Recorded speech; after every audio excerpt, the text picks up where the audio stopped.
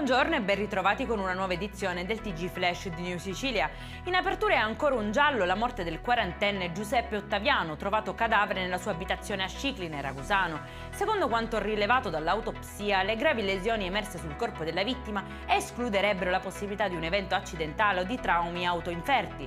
C'è il sospetto che possa trattarsi di un omicidio.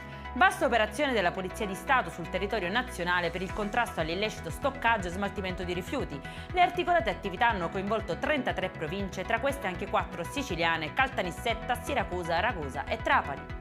Riuniamoci e facciamogli guerra in una piazza, questo è quanto ha scritto in un post sui social un influencer ultra sessantenne catanese, non condividendo gli ultimi sequestri di cavalli e stalle compiuti nel febbraio scorso. Ha sfogato così la sua rabbia incitando tutti i suoi follower, più di 15.000, alla ribellione contro le forze dell'ordine ed è stato per questo denunciato per istigazione a delinquere.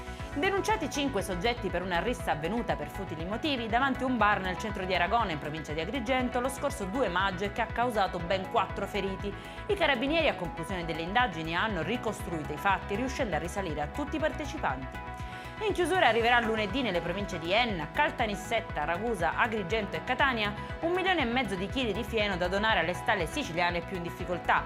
L'iniziativa di solidarietà promossa dagli agricoltori della Coldiretti darà un aiuto concreto agli allevatori che in Sicilia sono stati colpiti da una siccità senza precedenti in un'Italia sempre più spaccata in due dagli effetti dei cambiamenti climatici.